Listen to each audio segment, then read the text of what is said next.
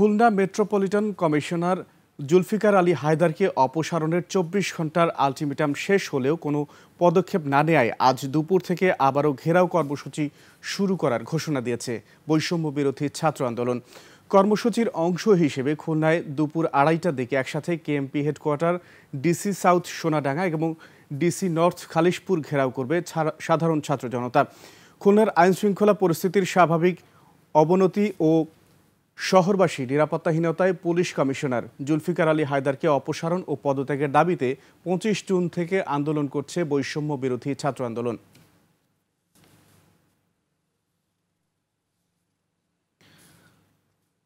Sunbit সব দিবে সামাল।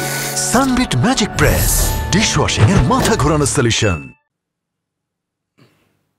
দর্শক, খুলনায় আছেন আমাদের সহকর্মী আশরাফুল ইসলাম নূর, সরাসরি যুক্ত হচ্ছি তার সঙ্গে।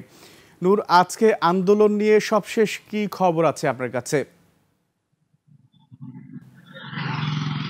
সুমন, ২৫ জুন এসআই সুকান্তকে স্থানীয় জনতা গণধোলাই দিয়ে খানজাহান আলী থানায় সোপর্দ করেছিল।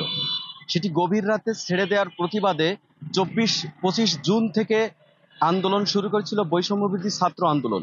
গণ অভ্যুত্থানে বিরোধিতাকারী পুলিশ কর্মকর্তাদের বিরুদ্ধে শাস্তি না নেওয়ায় এবং ধারাবাহিকভাবে খুলনা মহানগরীর আইন শৃঙ্খলা পরিস্থিতি অবনতি হওয়ার অভিযোগে Khulna metropolitan police commissioner Zulfiqar Ali হায়দারের পদত্যাগের এক দফা দাবিতে আন্দোলন চলছে।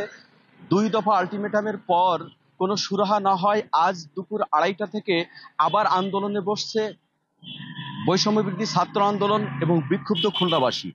খুলনা মহানগরীর খানজাহান আলী রোডের এই কেএমপি সদর দপ্তর ছাড়াও ২টি জোনাল অফিসের সামনেই আজকে ব্লকেট কর্মসূচি রয়েছে বৈষম্য ছাত্র এবং বিক্ষুব্ধ জনতার। আপনি জানেন যে মাননীয় প্রধান উপদেষ্টার প্রেস সচিবের সাথে মত বিনিময়ের পরে উপদেষ্টা পরিষদ থেকে এই বৈষম্য বিরোধী ছাত্র আন্দোলন খুলনার শীর্ষ নেতাদের ফোন করা হয়েছিল, কিন্তু কোনো সিদ্ধান্ত জানানো হয়নি। সেই প্রতিবাদে আবার আজ থেকে উত্তাল হয়ে উঠবে খুলনা মহানগরী।